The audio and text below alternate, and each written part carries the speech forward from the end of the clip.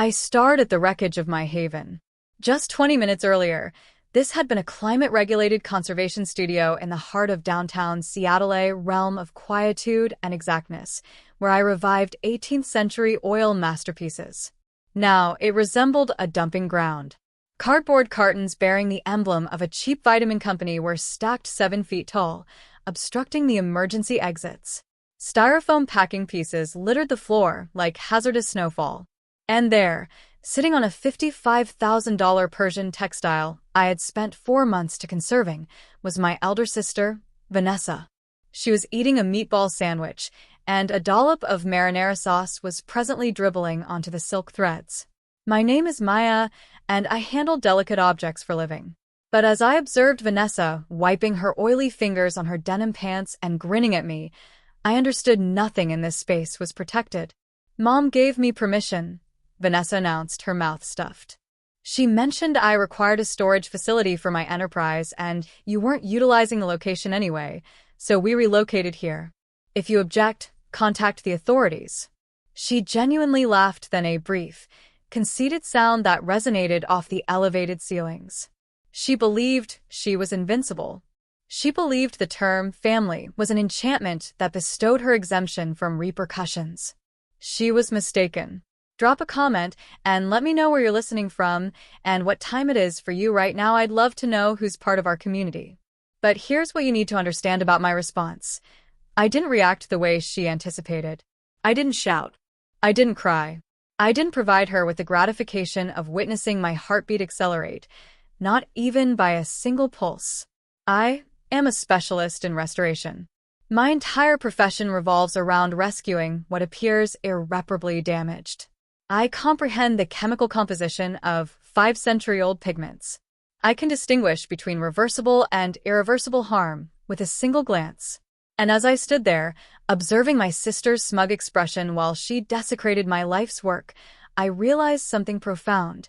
This moment required the same precision and detachment I bring to my restoration projects.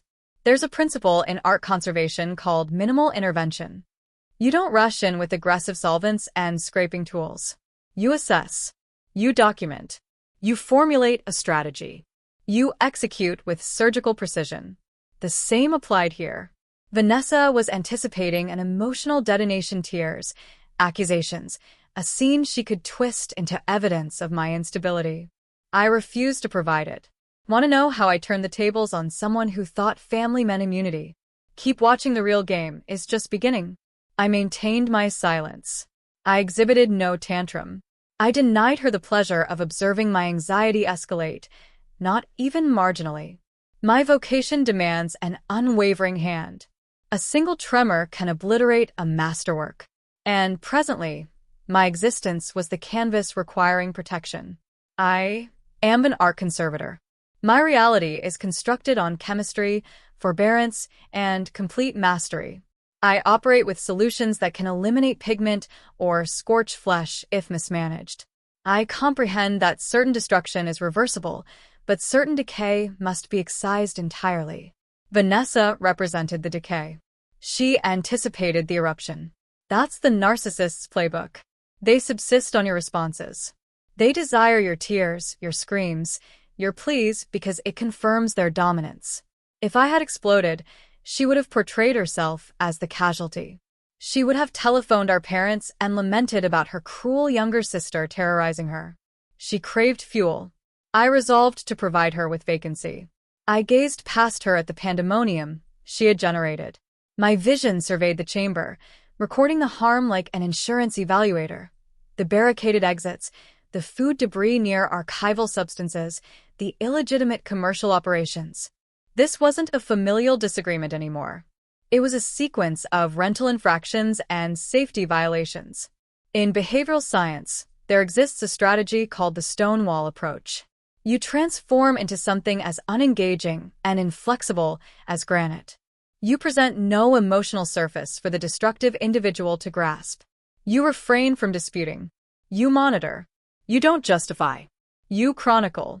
The technique originated from research into high-conflict personalities. When dealing with individuals who feed on drama, The most effective response isn't argument or explanation, it's absolute neutrality. You become boring, predictable, unmoved. It's psychological warfare disguised as indifference, and it's devastatingly effective. I regarded Vanessa directly in the eyes. Her grin wavered momentarily when she failed to detect the fury she expected. She perceived nothing but a reflection mirroring her own disorder. It unsettled her. I could observe the confusion flickering across her features. This wasn't the script she had prepared for. Acceptable, I stated.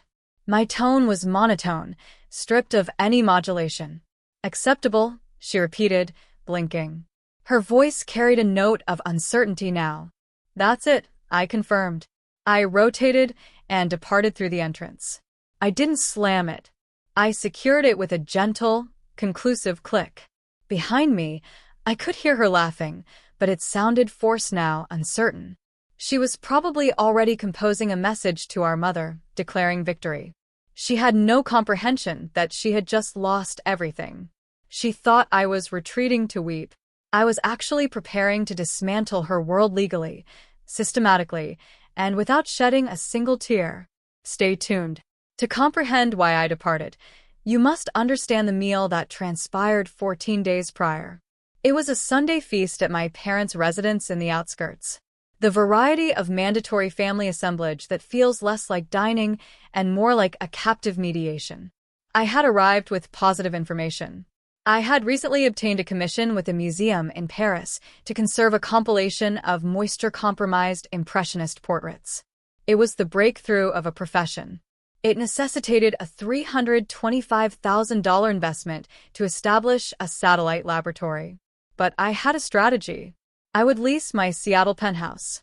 It was an exceptional property, modern industrial aesthetic and elevated security, effortlessly generating $19,500 monthly on the executive rental marketplace. The rental income would fund my Paris venture while building equity. It was a perfect plan, years in the making. I presented the figures on the table between the roasted chicken and the scalloped potatoes. I felt pride. I imagined, for a fleeting instant, they might feel pride as well. For once, I thought they might acknowledge my accomplishments without immediately calculating how they could benefit from them. I was naive. Then Vanessa interjected. She didn't congratulate me. She didn't ask questions about the Paris project. She didn't even pretend to be interested in my career milestone. She glanced at our mother and declared, "Excellent. That resolves my warehouse dilemma." Vanessa peddles supplements, not the variety you acquire in a drugstore, but the variety you purchase from an acquaintance on social media who guarantees they'll revolutionize your existence. She operates a multi-level marketing scheme. She has been cycling through various business opportunities since her 20s, essential oils, weight reduction beverages, jewelry, skincare regimens. Each one commences with excitement and concludes with credit card debt and garage inventory she can't liquidate. This time, it was protein powders and vitamin capsules. She had invested $40,000, borrowed from our parents to become a platinum distributor. She required space to warehouse thousands of units. And she had just determined that my penthouse, the place I had labored 5 years to afford, would serve perfectly. Maya doesn't need all that space, she told our mother. She's always traveling for projects anyway. I'll store my inventory there for a few months until my business scales up. It'll be helping the family. Our mother nodded approvingly. Our father carved the chicken with meticulous focus, avoiding eye contact. Neither asked for my opinion. Neither acknowledged that my property, my investment, my future was being discussed as if I weren't even present at the table. It was a familiar dynamic. My achievements existed only as resources to be redistributed among family members who hadn't earned them. You won't believe what happened next when I said no and how my own parents chose sides. The betrayal runs deeper than you think. I positioned my utensils on my dish with deliberate precision. No, I articulated. The word hung in the air like a foreign concept. The table fell silent. The clink of silverware ceased. Even the ambient noise seemed to vanish. Vanessa ceased chewing. Our mother's gaze sharpened into something predatory. "Excuse me?" she inquired, her voice dangerously soft. "No," I reiterated, maintaining steady eye contact. You cannot utilize my penthouse. Maya, don't be egotistical. Our father interjected, finally looking up from his plate. She's your sister. Family assists family. That's how we've always operated. She's not requesting assistance, I responded calmly.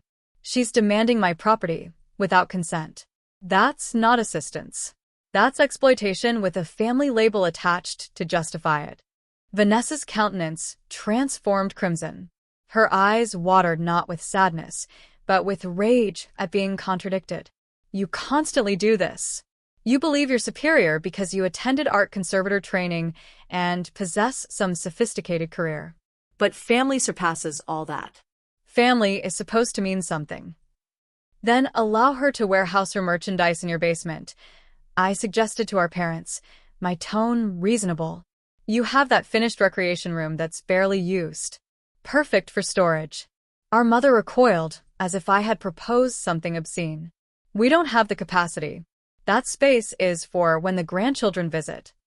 Neither do I stated flatly.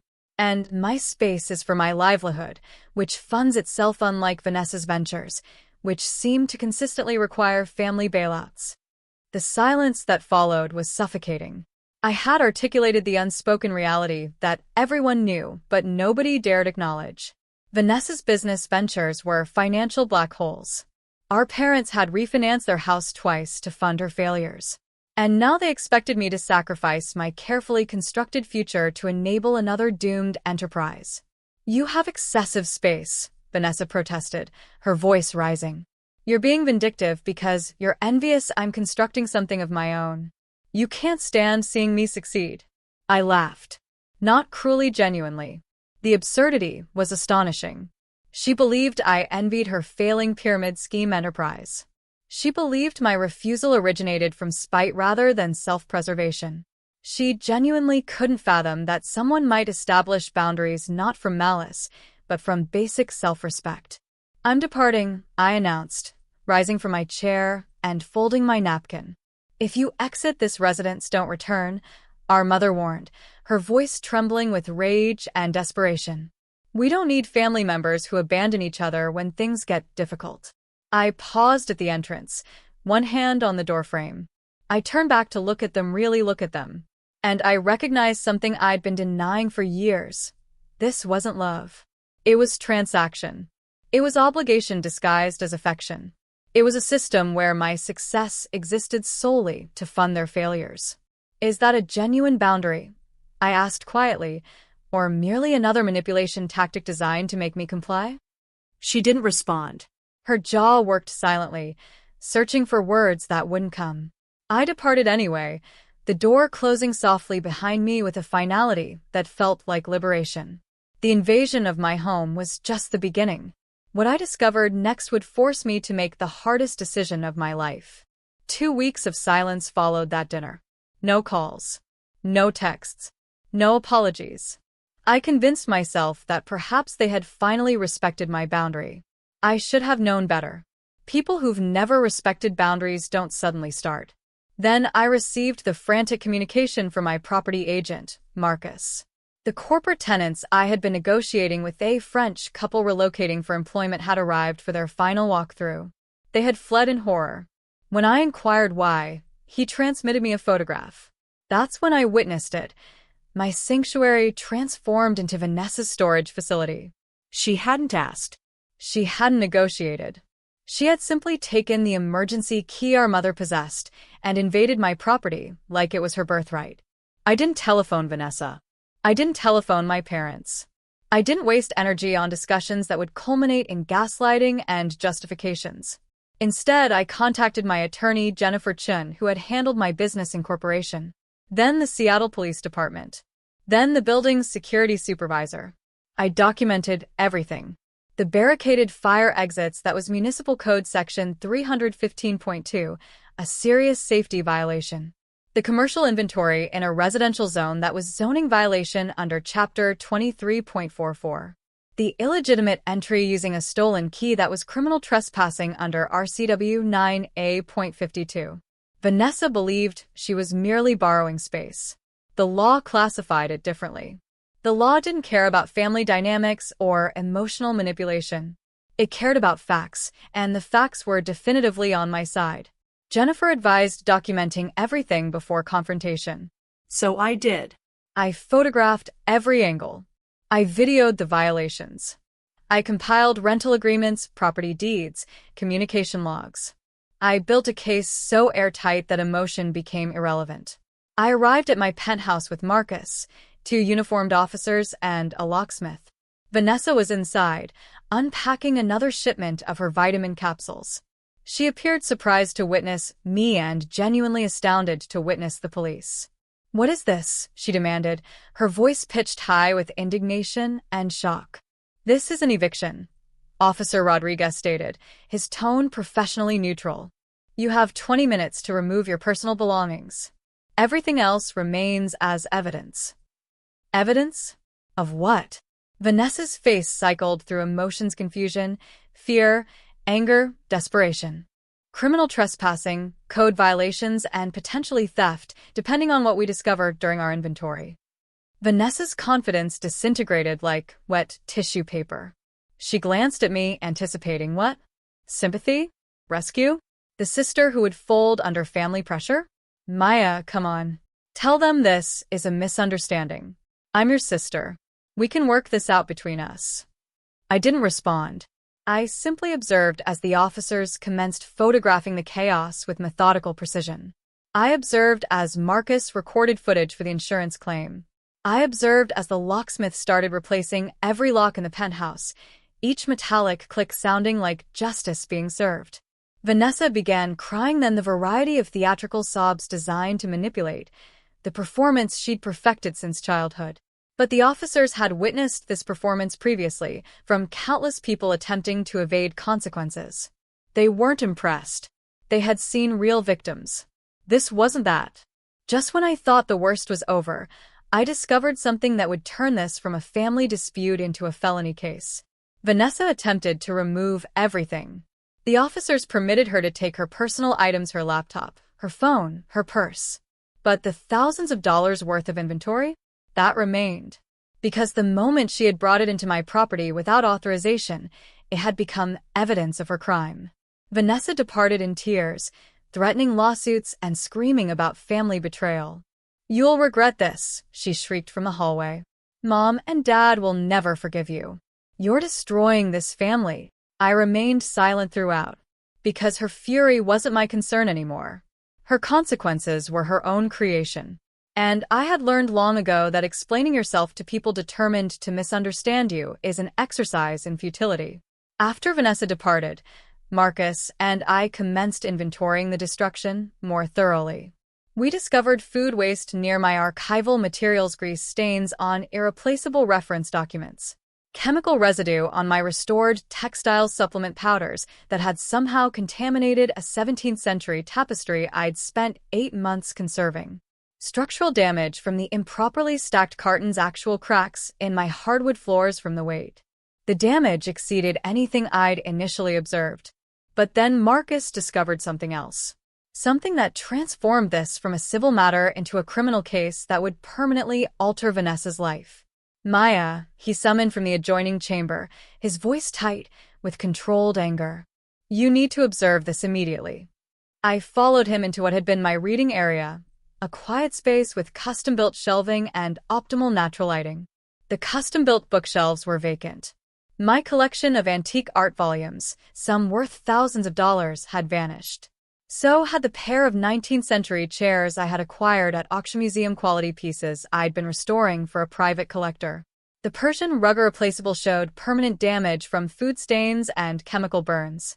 Perhaps she merely relocated them for space? Marcus suggested, though his tone conveyed doubt and growing concern. "I don't believe so," I responded, a frigid knot forming in my stomach. "I don't think so," Marcus stated grimly. He rotated his tablet toward me. It was a social media marketplace listing, posted 1 hour previously. "Antique chairs, excellent condition. Must go today. $500 for the pair." The seller was Vanessa. The photographs showed my property being advertised at approximately 5% of their actual value. She'd probably already sold them to some unsuspecting buyer who thought they were getting an incredible deal. The knot in my abdomen constricted into a solid, heavy stone. She hadn't merely invaded my residence. She hadn't merely jeopardized my livelihood. She had stolen from me. She had sold heirloom-quality antiques for the cost of a used couch to finance her failing inventory. She had converted my property into cash for her doomed venture. This wasn't family borrowing anymore. This was theft. Felony theft. Grand larceny. Officer Rodriguez, I summoned, my voice transformed into something cold and precise. The officer halted mid-stride. Vanessa, who was being escorted toward the exit, glanced back at me, her mascara streaming down her cheeks in dark rivulets. I need to append a charge, I stated. I displayed the tablet showing her marketplace listing. Grand larceny. Vanessa's eyes widened with genuine terror now. It was merely borrowing them. I was going to reimburse you when my business succeeded. This is just temporary. You know I would never actually steal from you. That's not how theft operates, Officer Rodriguez stated flatly. Taking someone's property without permission and selling it is textbook larceny. Doesn't matter if you're related. He reached for his handcuffs, the metal clicking in the silence. This wasn't a family dispute anymore. It was a felony. And Vanessa was about to discover that blood relations don't grant immunity from consequences. What I did next would sever my family ties forever, but it would also set me free. The final confrontation is coming. By the time my parents arrived at the precinct to collect the grandchildren who had been left unattended in my penthouse while Vanessa conducted her illegal operations, Vanessa was being processed on multiple charges. Criminal trespassing, code violations, grand larceny. The charges kept mounting as the inventory continued. They burst into the waiting area like avenging angels. My mother's face was crimson and blotchy, swollen from crying or rage or both. My father appeared as though he desired to strike someone, probably me, for having the audacity to hold his golden child accountable. Retract the charges, my mother screamed, rushing at me with her hands outstretched. Two officers immediately stepped between us. She's your sister. How could you do this? What kind of person destroys their own family? I didn't flinch. I didn't step back. I reached into my bag and retrieved a document I had drafted on my phone while waiting. Numbers, calculations, factual assessments devoid of emotion. It was an invoice. A bill. A quantification of exactly what their favoritism had cost me. This is a bill, I stated, handing it to my father with steady hands. For the professional sanitation of the penthouse required to make it rentable again. For the disposal of the hazardous waste she introduced. For the restoration of the textile she ruined, that's specialized conservation work that will take months. For the market value of the chairs she sold. For the lost rental income while repairs are completed. For the legal fees I've already incurred. My father stared at the paper, his hands trembling. The total was $47,000. His face drained of color as he read each line item, each carefully documented expense, each consequence of enabling Vanessa's behavior for decades. You are deceased to us, he stammered, his voice breaking. If you go through with this, you're no longer our daughter. Do you understand? We'll never speak to you again. Excellent, I responded, my voice clear and steady. That means you can't request money from me anymore. That means you can't use family obligation as emotional blackmail. That means I'm finally free of a system that valued me only as a resource to be exploited. I rotated my back on them. I departed the station into the cool Seattle night. The air felt different, cleaner, somehow lighter. I was solitary. I had no family in the traditional sense, and I had never felt more liberated. The realization wasn't immediate. It arrived gradually, like sunrise breaking through fog. For years, I had been the emergency fund. When Vanessa's previous business ventures collapsed, who bailed her out? Maya.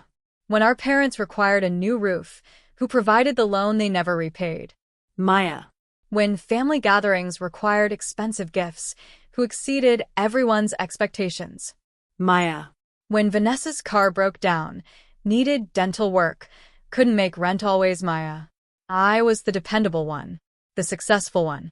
The one who had made it.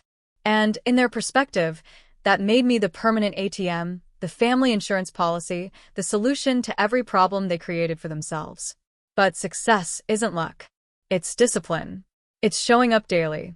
It's making sacrifices they would never consider. While Vanessa chased get-rich-quick schemes, I was working 16-hour days learning my craft. While our parents complained about their financial struggles, I was living on instant noodles to save for my studio. While they demanded my resources, I was building something they could never understand: independence. 6 months later, my life looks completely different. Let me show you what happens when you choose yourself over toxic family obligations. It has been 6 months since I departed that police station. I am currently seated in a small cafe in the Marais district of Paris, observing the rain cleanse the cobblestones. My phone rests on the table, face up. It is silent. Blissfully, peacefully silent. The Seattle penthouse was leased 3 weeks after the incident. I had to hire a specialized cleaning crew, the kind that typically handles crime scenes or hoarding situations, to fully sanitize the space. They stripped the carpets, repainted the walls, and removed every trace of the chaos Vanessa had brought into my world. It cost me $6,000, but it was worth every cent to exorcise the ghosts of obligation. Worth it to reclaim my space. Worth it to transform a violation back into a sanctuary. The crew found evidence of rodents attracted by Vanessa's food waste. They discovered mold growing behind boxes that had blocked ventilation. They cataloged damage that would take months to fully repair. Each discovery validated my decision. The French couple who had fled in horror actually returned. Marcus explained the situation to them: that the squatter had been arrested, that security protocols had been changed, that the property was being professionally restored. They appreciated my transparency. They signed a 2-year lease, paying the full $19,500 monthly upfront. That capital allowed me to open my Paris studio ahead of schedule. I don't speak to my parents. I don't speak to Vanessa. But I do speak to my Aunt Rebecca, my father's sister, who had always been the family truth-teller, the one who saw through the dysfunction but lacked the power to change it. She contacted me yesterday with an update I hadn't requested but appreciated nonetheless. The update painted a picture of consequences finally catching up with years of enabled behavior. Vanessa pleaded guilty to grand larceny to avoid jail time. She is currently serving 2 years of probation and has a permanent criminal record. No reputable landlord will lease to her now. Background checks reveal her conviction. Her credit is destroyed from years of failed ventures.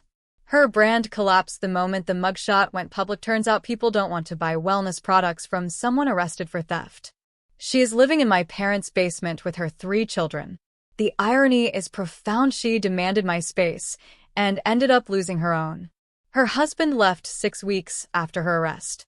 Her social media accounts, once filled with motivational posts about her business success, are now deleted. She exists in the shadows of the life she tried to steal from me. My parents are broke. They drained their retirement savings to pay for Vanessa's legal defense. The sunk cost fallacy finally caught up with them. They kept betting on a losing hand until the house took everything. They remortgaged their home. They depleted their savings. They destroyed their financial security for someone who had never demonstrated fiscal responsibility. Aunt Rebecca told me they spend their dinners complaining about how ungrateful I am, how I abandoned the family, how I'm the villain in their narrative. I listened to her recount their grievances, and I felt nothing. No anger, no guilt, no desire to call them and explain myself. Just peace. The final lesson I learned changed everything. Here's what freedom actually costs and why it's worth every penny. I look at the rain falling on the Parisian streets through the cafe window. The afternoon light is soft, filtered through centuries-old buildings. I am alone here, but I am not lonely. Solitude and loneliness are different countries, and I've finally learned to tell them apart. I have my work. The Parisian Museum project is thriving beyond expectations. I have a team of 3 apprentices, now young conservators eager to learn the craft, hungry for knowledge, respectful of the artistry. We recently completed the restoration of a water-damaged Monet that experts thought was beyond saving. When we unveiled it to the museum director, she wept. Those are the moments that remind me why I chose this path. I have my self-respect. That's something no one can take from me now. It's armor I built from boundaries, forged in the fire of standing alone, tempered by choosing my peace over their comfort. And most importantly, I have the keys to my own life. And I am never making copies for anyone else again. That's the lesson that cost me everything and gave me everything simultaneously. The thing about real restoration work, is that it teaches you a fundamental truth. You can't restore something that was never whole to begin with. Some paintings come to me with obvious damaged water stains, tears, faded pigments. Those I can fix. But occasionally, I receive a painting that looks damaged, but is actually just poorly executed from the start. Bad technique. Wrong materials. Fundamental flaws in the original creation. Those paintings? You can't restore them to greatness because they were never great to begin with. The best you can do is stabilize them, preserve what exists, and accept their limitations. My family was like that painting. I spent years thinking our relationships were damaged, believing that with enough effort, enough sacrifice, enough of my resources, I could restore us to something functional. But I was wrong. The dysfunction wasn't damage, it was the original design. It was how we were always built. They didn't become toxic when Vanessa invaded my home. They had always been toxic. I just kept applying layers of obligation and guilt and false hope to make it look reparable. But underneath, the foundation was rotted through. The structure was unsound. No amount of my restoration work could fix what was fundamentally broken. Cutting them off wasn't cruelty. It was honesty. It was finally accepting that some things can't be saved, and that's okay. It was choosing to invest my finite energy in relationships that were structurally sound rather than endlessly patching relationships that would never hold. Some people will call me cold. They'll say I should have tried harder, forgiven more, been the bigger person. But those people have never had their sanctuary violated. They've never been treated as a resource to be exploited rather than a person to be valued. They've never had to choose between their family and their sanity, between obligation and self-preservation. I chose sanity. I chose boundaries. I chose myself. And if that makes me the villain in their story, then I accept that role. Because in my story, the only story that truly matters for my life, I'm the hero who finally saved herself. I look at my reflection in the cafe window. I see a woman who rebuilt her life from the ruins of obligation. I see someone who learned that sanctuary isn't something you build in a place, it's something you carry within yourself, protected by boundaries that no one can breach without your permission. If you have ever had to become emotionally unavailable to survive a toxic family member, share the story. Share it with someone who needs to know that walking away isn't quitting, it's earning your peace. It's claiming your right to exist without exploitation. It's understanding that blood relation is biology, but family is behavior, and you have every right to choose who earns that title in your life.